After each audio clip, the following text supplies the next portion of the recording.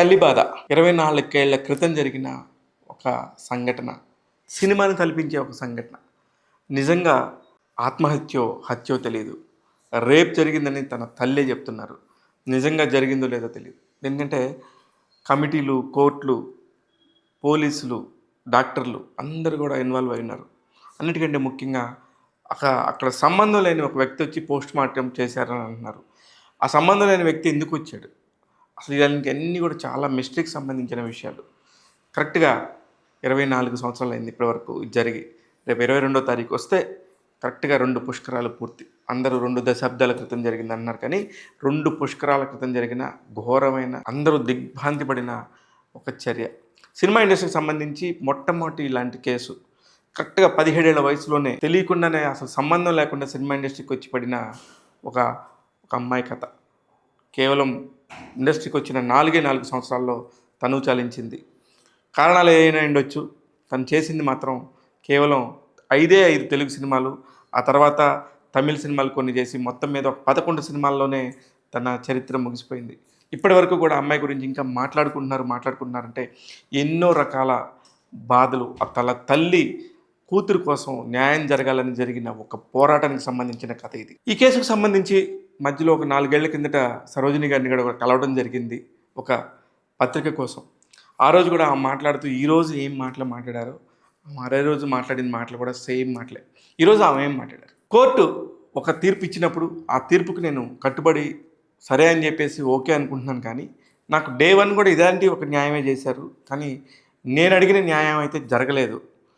భగవంతుడు చూస్తాడు, నా కూతురికి జరిగిన అన్యాయం ఇక్కడ భూమి మీద ఉన్న మనుషులు న్యాయం చేయలేకపోవచ్చు, కానీ ఆ భగవంతుడు ఖచ్చితంగా చూస్తాడు.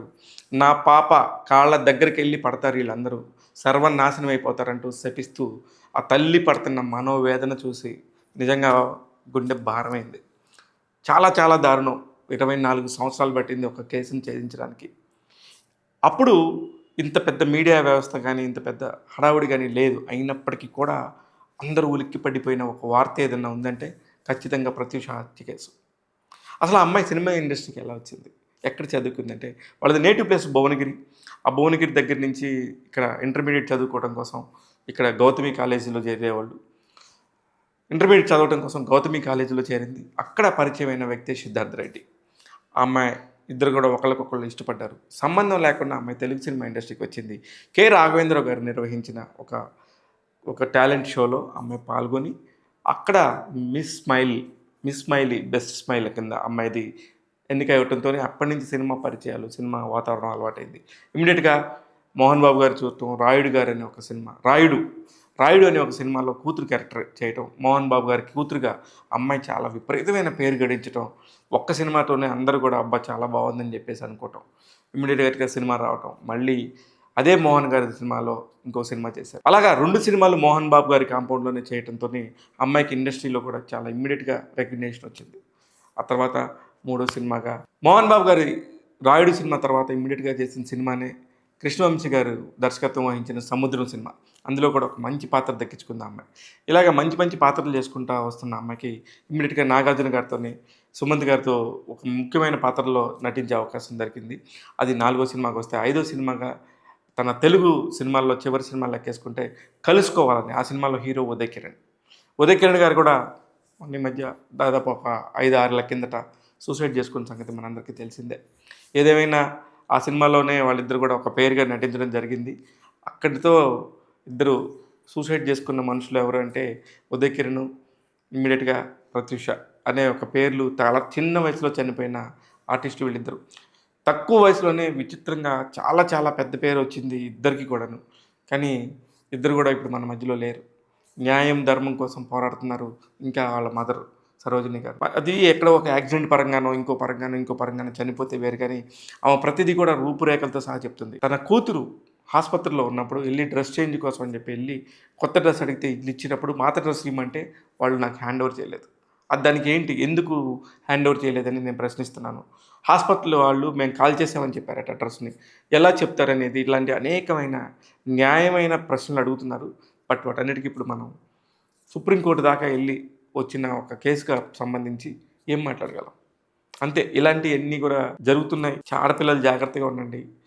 వాళ్ళ తల్లిదండ్రుల్ని ఇబ్బంది పడే పరిస్థితికి తీసుకురావద్దు. ఒక ఆడపిల్ల అయినా, అలాగే తల్లిదండ్రులు కూడా చాలా జాగ్రత్తగా ఉండాల్సిన పరిస్థితి. అప్పటి నుంచి కూడా ఇది ఇంతటితో ఆగిపోలేదు. ఒక పొలిటికల్ దుమారం ఆ రోజుల్లో. అప్పుడు సీఎంగా ఉన్న వ్యక్తి చంద్రబాబు గారు. ఆ టాపిక్ కూడా అదంతా కూడా ఎలా సద్దుమణిగింది, ఎలా సద్దుమణిగేలా చేశారు. అప్పుడున్న పరిస్థితుల్లో చంద్రబాబు నాయుడు గారు ఎలాంటి డెసిషన్స్ తీసుకున్నారు, అవన్నీ కూడా అప్పట్లో చాలా పెద్ద దుమారాలనే లేవదీశాయి. ఇంకా ఈ కేసుకు సంబంధించి ఏం మాట్లాడుకున్నా పోయిన ప్రాణం పోయింది. ఇప్పటికీ కూడా అందరికీ ఆ అమ్మాయి గుర్తుండిపోయింది. చాలా ఏదన్నా జరిగింది, ఏదన్నా ఆడపిల్ల మీద అత్యాచారం జరిగింది, ఏదన్నా ఆడపిల్ల దురుసుగా లేకపోతే ఇంకోలాగా ప్రవర్తిస్తుంది, సడన్‌గా హైప్ వచ్చింది అనుకున్నప్పుడు చాలా జాగ్రత్తగా ఉండాల్సిన ఫేజ్ అని చెప్పేసి ప్రతి ఒక్కళ్ళు కూడా ఇండస్ట్రీలో ప్రత్యూష గారిని గుర్తు చేస్తారు. అంటే అమ్మాయి అంత ఇంపాక్ట్ చేసింది ఉన్న 3, 4 సంవత్సరాల్లోనే. ఇదంతా గమనించుకోవాలి అందరూ కూడా. చాలా చిన్న వయసులో అంటే టీనేజ్ కూడా దాటకుండానే 18లోకి రాకుండానే అమ్మాయి తెలుగు సినిమా ఇండస్ట్రీలో అవకాశాలు ఇబ్బడి ముబ్బడిగా వచ్చినట్టే చెప్పాలి. అట్లాంటి టైం నుంచి సడన్‌గా విగతజీవిగా మారిపోయిన టైం వరకు జరిగిన ఆ 3, 4 సంవత్సరాల్లోనే ఎన్ని వేరియేషన్స్. ప్రేమ కోసం సిద్ధార్థ రెడ్డి ఒక పక్క, ఈ అమ్మాయి ఒక పక్క ఇద్దరు కూడా ఇంట్లో ఫైట్ చేశారు. ఇద్దరు కూడా మొదటగా ఒప్పుకుంది సరోజిని గారు, ప్రత్యూష గారి తల్లి గారు. తర్వాత ఒప్పుకున్నారు అని చెప్పి చెప్తున్నారు. అది నిజమెంతో అబద్ధం ఎంతో ఆ భగవంతుడికే తెలియాలి.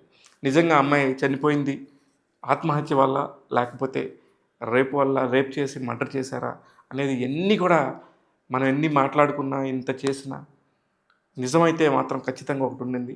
మనం మాట్లాడుకునే అన్నీ కూడా అక్కడ జరిగే విషయాలు ఇలా చెప్తున్నారు, ఇలా అంటున్నారు, ఇలా జరిగిద్ది అని అల్లిన ఒక కథ అనేది మాత్రం అందరికీ తెలుసు. ఈ విషయానికి సంబంధించి అన్ని కేసులు అన్నీ వచ్చేసినాయి కాబట్టి శిక్ష అనుభవించాల్సినోడు అనుభవించాలి కాబట్టి ఇప్పుడు ఎక్కడున్నా సరే సిద్ధార్థ రెడ్డి 4 వారాల్లో లొంగిపోవాలని చెప్పి సుప్రీంకోర్టు తీర్పిచ్చి తగిన మిగతా శిక్ష కూడా అనుభవించాలని చెప్పేసి అంటున్నారు. అదంతా అయిపోయిన తర్వాత కూడా ఖచ్చితంగా నా బిడ్డ మృతికి మాత్రం కారణమైన వాళ్ళందరూ కూడా సర్వనాశనం అయిపోతారని ఆ తల్లి శాపం ఖచ్చితంగా తగులుతుంది. ఎందుకంటే ఏ తల్లికి రాకూడని బాధ నాకొచ్చింది, నా శత్రువులకు కూడా ఇలాంటి కర్మ, ఇలాంటి పరిస్థితి రాకూడదని ఆ తల్లి కోరుకుంటాను. చాలా చాలా బాధేసి ఈ వీడియో చెప్పాల్సి వచ్చింది. చూస్తూనే ఉండండి ట్యాగ్ తెలుగు. నేను మీ శివ మల్లాల.